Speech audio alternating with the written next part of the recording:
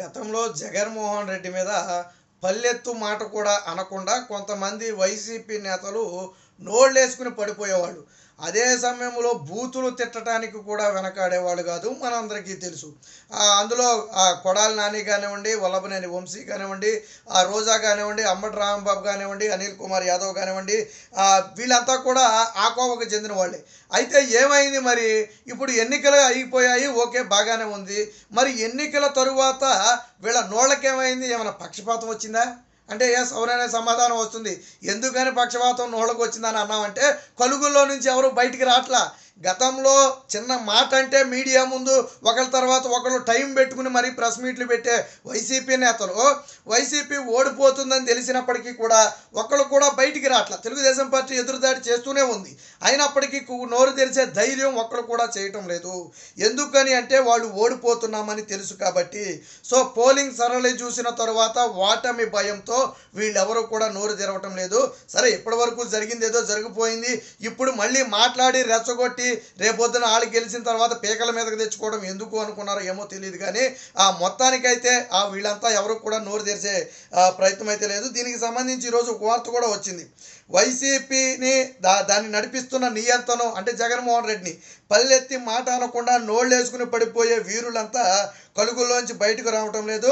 నియంత అహంభావాన్ని నరనరాల్లో ఎక్కించుకుని ఏం మాట్లాడుతున్నామో కూడా తెలియకుండా విచక్షణ రహితంగా విమర్శలు చేసే వీళ్ళ వైసీపీ ఫైర్ బ్రాండ్లు పోలింగ్ సరళి చూసిన తర్వాత పూర్తిగా పక్షపాతానికి గురయ్యారు.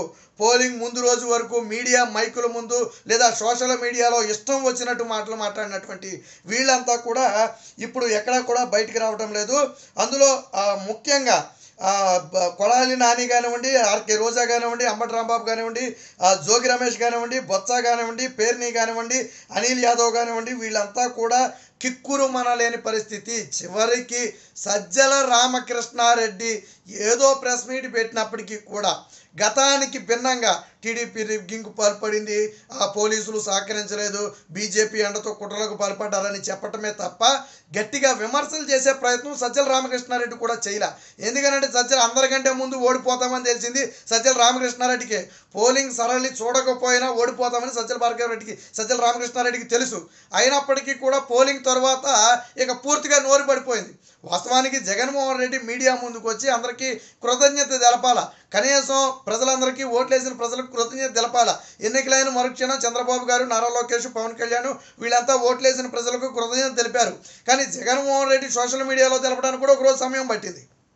అంటే కనీసం ప్రజలకు కృతజ్ఞతలు కూడా తెలపని పరిస్థితి. సేమ్ తెలంగాణలో కేసీఆర్ కూడా అంతే. ఎన్నికల ఫలితాల తర్వాత కనీసం ప్రజలకు మేము ప్రతిపక్షంలో ఉండి పోరాడతామని ఒక సందేశాన్ని ఇవ్వాలి. ఎన్నికలు అయిన తర్వాత ప్రెస్ మీట్ పెట్టి ఆయన ముఖ్యమంత్రి హోదాలో ఒక మాటలు మాట్లాడాలి, ఎందుకంటే అప్పటికి ఆయన ముఖ్యమంత్రి కాబట్టి. బట్ ఏ రోజు కూడా కేసీఆర్ ఆ రోజు నుంచి ఈ రోజు వరకు కూడా దానికి సంబంధించి నోరు ఎత్తలా. అంటే అలాగే అదే ధోరణిలో ఇప్పుడు జగన్మోహన్ రెడ్డి కూడా వెళ్తున్నాడు. సో ఇప్పుడు ఈ ఫైర్ బ్రాండ్లు అందరూ కూడా ఎవరు కూడా నోరెత్తటం లేదు. దాదాపు 2019 నుంచి 24 వరకు అంటే దాదాపు 5 ఏళ్ల పాటు వీళ్ళు మంత్రులుగా ఉన్నా మంత్రులుగా లేకపోయినా నోళ్ళేసుకుని పడిపోయాడు. జగన్మోహన్ రెడ్డి కూడా మంత్రి పదవులు ఎందుకు ఇచ్చాడంటే నోళ్ళేసుకుని చంద్రబాబు నాయుడు మీద ఇష్టం వచ్చిన బూతులు ఏం మాట్లాడుతున్నామో కూడా తెలియకుండా అమనా బూతులు మాట్లాడుతున్నారు కాబట్టి మంత్రి పదవులు ఇచ్చాడు. వైసీపీలో మంత్రి పదవి కావాలంటే మీకు అర్హత ఉండాలి. ఇప్పుడు జోగి రమేష్ ఉన్నాడు, చంద్రబాబు నాయుడు ఇంటి మీద గోండాలను వేసుకెళ్ళిపోయి గంజాయి మత్తు మద్యం మత్తులో గోండాలను వేసుకెళ్ళిపోయి దాడి చేస్తే మంత్రి పదవి ఇచ్చాడు. అలాగే రోజా నోరేసుకుని చంద్రబాబుని అనరాని మాటలంటే ఆవిడికి మంత్రి పదవి ఇచ్చాడు. సో ఇలాగా పేరునే నాని మనం ఎవరిని పవన్ కళ్యాణ్ ఇష్టం వచ్చిన రీతిలో గతంలో ఆటాడుకున్నాడు, తర్వాత గెలవగానే మంత్రి పదవి ఇచ్చాడు.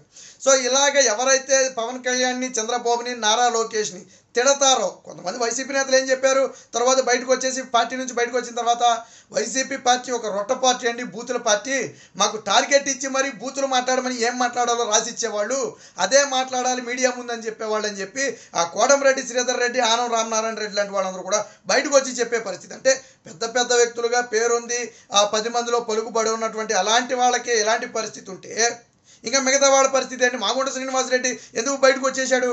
బూతులు మాట్లాడమన్నారు, చంద్రబాబుని లోకేష్ని బూతులు తిట్టాలన్నారు, నేను తిట్టలేను అన్నాడు, బయటకు వచ్చేసాడు. సో ఇలాగ జగన్మోహన్ రెడ్డి పార్టీ అంటేనే ఒక బూతుల పార్టీ. కానీ ఈరోజు ఎవరు కూడా నోరు తెరవలేకపోవటం అంటే పూర్తిగా ఓడిపోతున్నామనే భయం ఉంది. ఈ రోజుల్లో వైసీపీ నుంచి ఇదిగో ఈ మంత్రి గెలుస్తాడు అని గుండెల మీద చేసుకుని ఏ వ్యక్తి చెప్పలేని పరిస్థితి. వైసీపీ నాయకులు కూడా మా మంత్రి గెలుస్తాడు, ఇదిగో ఈ మంత్రి గెలుస్తాడని ఎవరు చెప్పలేని పరిస్థితి. విడుదల రజనీ దగ్గర మొదలు పెడితే జోగి రమేష్ వరకు కూడా అందరూ ఓడిపోయే పరిస్థితి. ఎవరికి కూడా ఇంకా నయం కొన్ని ప్రాంతాల్లో డిపాజిట్లు కాపాడుకోవాలన్న పరిస్థితి వచ్చిందని చెప్పి ఆల్రెడీ టాక్ నడుస్తుంది. అంటే అంత దారుణమైన పరిస్థితిని చూడబోతున్నారు. ఇప్పటి వరకు ఉన్నటువంటి సర్వేలను బట్టి చూస్తే ఏదో పెద్దిరెడ్డి రామచంద్రారెడ్డి, బొగ్గన రాజేంద్రనాథ్ రెడ్డి వీళ్ళిద్దరే ఏదో ఏమన్నా చావు తప్పి కొనలొట్టపోయినట్టు గెలిస్తే గెలవచ్చు, కానీ మిగిలిన ఏ మంత్రి కూడా గెలిచే అవకాశమే లేదు. ముఖ్యంగా ఫైర్ బ్రాండ్లుగా చెప్పుకునేటువంటి ఈ బొత్స కానివ్వండి, రోజా కానివ్వండి, కొడాలి కానివ్వండి, అనిల్ కానివ్వండి, పేర్నే కానివ్వండి, అంబటి రాంబాబు కానివ్వండి. అంబటి రాంబాబు కూడా నోరు చూడండి మారిపోయింది. గొంతు మొన్నటి వరకు ఇష్టం వచ్చినట్టు మాట్లాడేవాడు, తర్వాత ఏమైపోయింది? మాకు అధికారులు సహకరించలేదు, మాకు కుట్రలు జరిగాయి, ఎన్నికల్లో సక్రమంగా జరగలేదని చెప్పి అంటే ఓటమిని మళ్ళీ ప్రజల మీదో అధికారుల మీదో ఎలక్షన్ కమిషన్ మీదో నెట్టేసే ప్రయత్నం చేస్తున్నారు. అంటే పూర్తిగా వైసీపీ ఆత్మరక్షణలో పడింది. వైసీపీ ఫైర్ బ్రాండ్లుగా చెప్పుకునే నేతలు దాదాపుగా 3 రోజులు అంటే 72 గంటలు, ఈ పోలింగ్ అయిపోయి 72 గంటలు గడుస్తున్నా ఈ రోజుకి బయటకు వచ్చి నోరు విప్పలేదు అంటే, మేము గెలుస్తున్నాము అని స్పష్టంగా చెప్పలేకపోతున్నారు అంటే, లేదా ప్రతిపక్షాన్ని విమర్శించే ప్రయత్నం చేయలేకపోతున్నారు అంటే ఖచ్చితంగా వాళ్ళలో ఓటమి భయం అనేది ఉంది. పోలింగ్ సరళి చూసిన తర్వాత ఇప్పటికే వాళ్ళకి సంబంధించినటువంటి సర్వేలన్నీ కూడా ఆల్రెడీ చెప్పాయి. అయితే పోలింగ్ జరిగిన తర్వాత మాకేదైనా బెనిఫిట్ జరుగుతుందేమో, పథకాల ప్రభావం మాకు ఉంటుందేమో అని భావించారు. బట్ పోలింగ్ రికార్డు స్థాయిలో జరగటంతో వీళ్ళకి ఊపిరాడని పరిస్థితి. ఎందుకంటే పెరిగిన పోలింగ్ అంతా కూడా ప్రతిపక్షానికి అనుకూలంగా ఉన్నటువంటి పరిస్థితి. విశ్లేషకులందరూ కూడా చెప్పేది అదే. యాంటీ గవర్నమెంట్ మీద యాంటీ అనేది ఎక్కువగా ఉండటమే ఈరోజు పోలింగ్ పర్సంటేజ్ పెరగడానికి ప్రధాన కారణం అని చెప్తున్నారు. సో మరి ఓడిపోతామని తెలిసిన తర్వాత నోరుప్పే ప్రయత్నం ఎవరు చేస్తారు? నిన్న మొన్నటి వరకు జగన్మోహన్ రెడ్డి ఒక 20 ఏళ్ళు ముఖ్యమంత్రిగా ఉంటాడు కాబట్టి మా వెంట్రుకు కూడా ఆయనే అంటాడు కదా, నా వెంట్రుకు కూడా పీకలేరని. కాబట్టి మా వెంట్రుకు కూడా ఎవరో పీకలేరు అనుకుని ఇష్టం వచ్చినట్టు మాట్లాడారు. ఇప్పుడు ఎంట్రుకలు కాదు మొత్తం గుండు కొట్టేసే పరిస్థితి. రేపు పొద్దున ఫలితాలు తారుమారు అయిన తర్వాత జూన్ 4 నుంచి కొత్త ప్రభుత్వం గన అధికారంలోకి వస్తే రేపటి రోజున వీళ్ళ పరిస్థితి ఏంటి అర్థం కాదు. ఆల్రెడీ ఇందులో ఇప్పటికీ కొంతమంది దుకాణం సర్దేసి పక్క రాష్ట్రాలకో లేదా కొన్ని రోజుల పాటు దేశం వదిలో పారిపోవడానికి కూడా రంగం సిద్ధం చేసుకుంటున్నారని తెలిసింది. ఎందుకంటే 5 ఏళ్ల పాటు చేసిన అరాచకాలకు సంబంధించి రేపు పొద్దున పార్టీలు మారితే ఒక్కొక్కటి మక్కిలు విరగొడతాయని అందరికీ తెలుసు. ఆల్రెడీ నారా లోకేష్ రెడ్ బుక్లో రాసుకున్నటువంటి పేర్లను వదిలిపెట్టే పరిస్థితి లేదని ఇప్పటికే నారా లోకేష్ హెచ్చరికలు కూడా జారీ చేసిన నేపథ్యంలో వీళ్ళంతా కూడా బిక్కుబిక్కుమంటూ దినదినగండం నూరేళ్ల ఆయుష్లాగా ఉండాల్సిన పరిస్థితి. నిన్న మొన్నటి వరకు కాళ్ళు ఎగరేసుకుని ఇష్టం వచ్చిన మాటలు మాట్లాడి మేము ఏం మాట్లాడుతున్నారో ఇది సోషల్ మీడియాలో వస్తుందేమో ప్రజలు చీకొడతారేమో అని కూడా లేకుండా అసెంబ్లీలోనే చంద్రబాబు గారి సతీమణిని అత్యంత దారుణంగా అవమానించారు. బయట పవన్ కళ్యాణ్ గురించి ఆయన సతీమణి గురించి ఇష్టం వచ్చిన మాటలు మాట్లాడారు. కానీ ఇప్పుడు వాళ్ళ నోటికి తాళం పడింది. ఒక రకంగా చెప్పాలంటే మన భాషలో పక్షవాతం వచ్చింది, వాళ్ళ నోటికి పక్షవాతం వచ్చింది. ఎందుకంటే పక్షవాతం అంటే ఆ టైప్ పక్షవాతం కాదు, మాట్లాడలేని పరిస్థితి. ఎక్కడ మెడకు చుట్టుకుంటుందో రేపొద్దున ఎక్కడెక్కడ తరిమి కొడతారని ఒక భయంతోనే వీళ్ళంతా కూడా నోరు విప్పటం లేదని ఇప్పుడు ప్రజల్లో పూర్తిగా చర్చ నడుస్తుంది.